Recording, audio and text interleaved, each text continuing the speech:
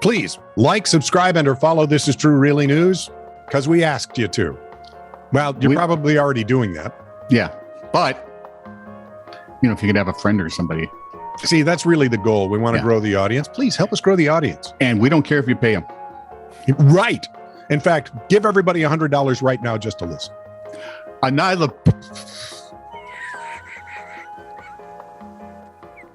Oh, what could go wrong? Absolutely nothing.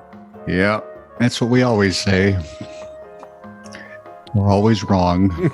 This is True, Really News with Scott Combs and Tony Verkinnes. All the news you're about to hear is true. Really?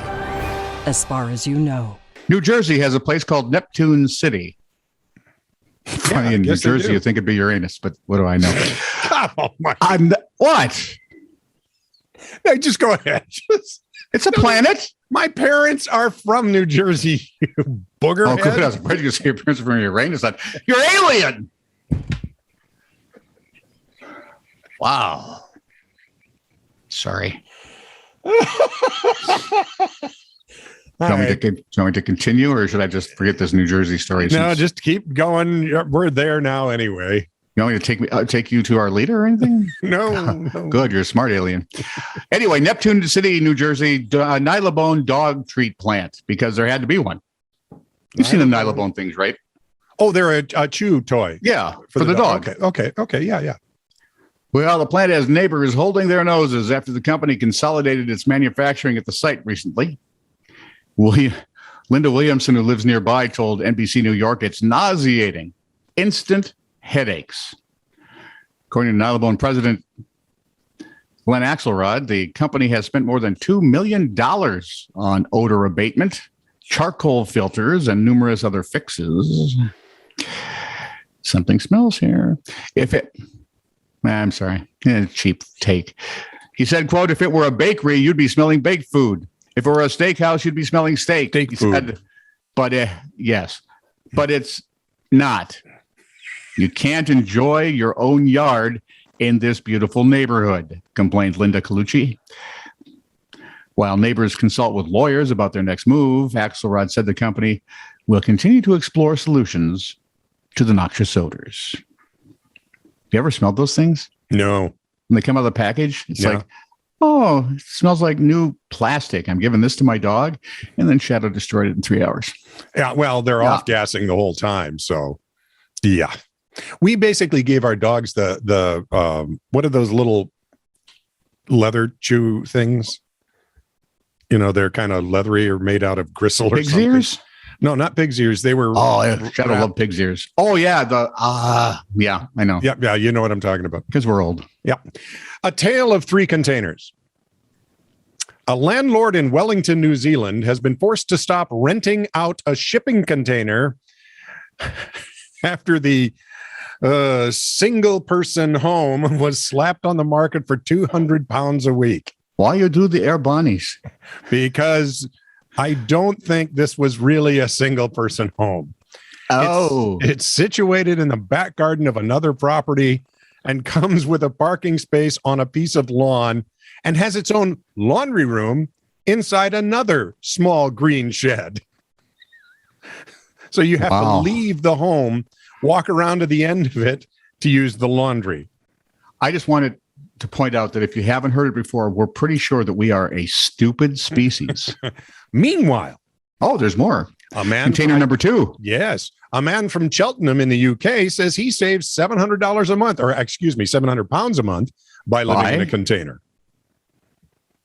Jay Adler, 30, moved into a 20 by 8-foot shipping container on a decommissioned farm just outside of town. So about the size of the large room. Yeah, behind you. My basement. Yeah. That'd be right.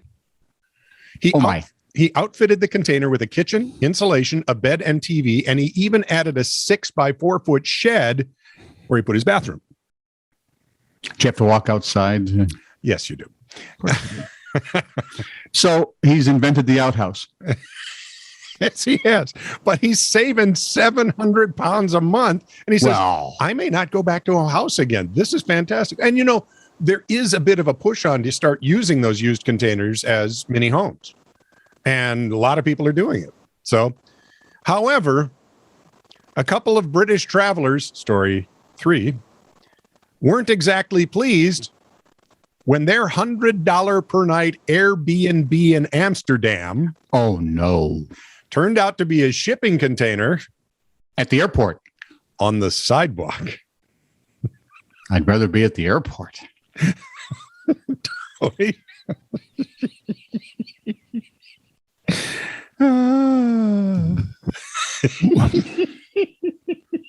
It's a lovely cobblestone sidewalk. There's a shipping containers.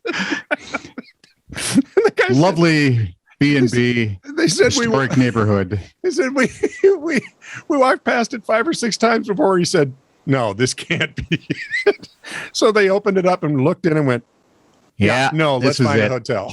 Yeah. Them Amsterdammers. Wow. As long as it's not on a sidewalk in the red light area, because that would be even weirder. Ooh, yeah. Here you go, because only in England do they give you every detail. In Bathside, Harwich, England. Okay. 59-year-old Irene Slater has been, quote, gobsmacked by the theft of garbage bags from outside her home 4 times. She keeps the full bags outside because of the smell. 4 times. But someone obviously appreciates the bouquet, according to the Harwich and Manningtree standard. Sneaking up in the dark, and at night they take them away. Slater and her neighbors are concerned that the thieves are idiots and obviously stupid. I have another. Oh, no, sorry. They're looking to steal their identities. Oh, okay. I could see that. Don't know they're that bright. Slater said it is strange. Why would you steal a bin bag? It's certainly not as bad as being burgled, but it makes you think. And in the case of the thieves, it makes you stink. Cute. I'm a poet. What if it's an animal? Then it's a smelly animal. I'm right there. We have it 4 times. I suppose you found dinner once. Yeah, exactly. I'm thinking raccoons would love that, wouldn't they? Yeah, they might. Maybe it's a gang of roving raccoons. Ooh, the tough kind with cigarettes behind their ears. You know, their sleeves rolled up. Absolutely. Leather jackets. Oh. There have been several breaches. They all have rabies. By Dunedinites. Huh? Dunedin is a city. I know what it is. Yeah. I didn't know their rights. They're having breaches. I thought they'd be Dunedians. Dunidiots. So it'd be Canadites. No, it can't be Dunidiots because I love New Zealand, particularly their rugby. You know, good, because they called and said nice things about you. Anyway, since New Zealand... But I gave the All Black your address anyway. So. Nice. Oh, I can't wait to run from them. New Zealand... Dude, what we do now with the damage we've done to our bodies, it's not actually running. No. You know, it's in my case, turning around. Yeah. That's all that can be done. Walking it slightly faster than a saunter. In any case, since New Zealand went back on COVID lockdown, Dunedinites have been caught in breach of the lockdown. And this one caught my eye. About 1:30 a.m. a couple of Thursdays ago, an 18-year-old man was pulled over by police in Dunedin while driving his father and 3 friends back to Clinton in South Otago. It's a 115-kilometer trip. So what do you do when you get pulled over by the cops and you're not supposed to be out roving around, 115 kilometers from home? They told the cop they'd gone to Dunedin for a few hours earlier for an emergency involving a close family member. Upon further questioning, it was revealed they did not know the name of the family member, and the meeting happened at a night and day store. They just wanted to get out. Teenage driver who had previously been spoken to about breaching the alert level 4 lockdown was issued an infringement notice, and the other 4 passengers were warned. Is it bad that I'm on the kid's side?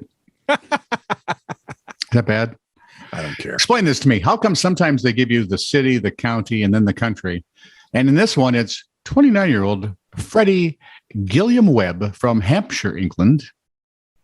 What? We don't need to know the rest? Maybe not. Maybe it's just a less formal. Inquiring minds want to know. Where's Hampshire? Yeah. Well, I mean, other than in England. Anyway, I knew you would.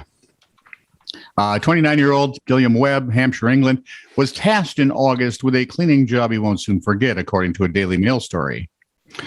A tenant was removed for not paying rent. And G-Dub, because we're like that. Either that or Freddie G-Dub, and that just gets too long. Went in to clean the apartment and found a pile of, although he didn't count them, he approximated 8,000 beer cans. Several feet deep. That wasn't the worst of it. The smell, he said, was horrible. The kitchen was full of food waste. And in the living room, there were half-eaten kebabs and moldy loaves of bread all over the floor. They've never heard of, carpeting? Oh, hang on. The toilet. Oh, no. Was piled high with toilet paper and, well, what you'd suspect. According to Gilliam Webb, it was disgusting. He'd never flushed it by the looks of it. Gilliam Webb said he threw up 3 times during the cleanup and used 100 large trash bags and 10 bottles of bleach. And still, one would think. Yeah. Gilliam Webb was empathetic. He said the tenant might have had depression and he probably had a drinking problem based on the number of cans. Well, I don't think he had a problem. He saw a can and he drank it. Mm-hmm. He said, you need help sometimes, but you can't live like that. Well, I think, Mr. Gilliam Webb, you having to clean it up is the proof that you can. Absolutely. How sad is that? Just so you know, Hampshire is a county in southeast England on the English Channel coast. The county town is Winchester, England's former capital city. It's just south and east of either Swindon or Bath, if you know where they are. Oh, yeah. Jane Austen lived in Bath for a while. Yep. Go ahead, ask me how I knew that. How did you know that Jane Austen lived in Bath for a while? Lucy Worsley was on PBS and I saw it. Nope. I like Lucy. She's a historian's historian. Oh, that's fun. And stuff, she's comfortable. Yeah. What do you mean comfortable? Well, you ever see some historians who you think are too cold to actually care about what they're doing? Oh, sure. When she curates, I believe, 3 of the royal homes, mansions, castles, something. Yep.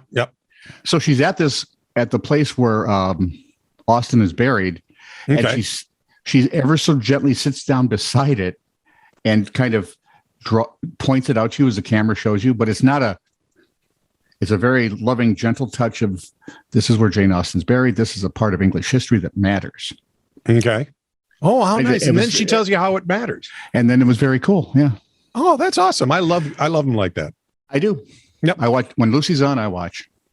She's nothing like Lucille Ball, who I'm reincarnated from, apparently. No. Let me explain this to you. This is true, really news. Send email to TITR@netradio.network.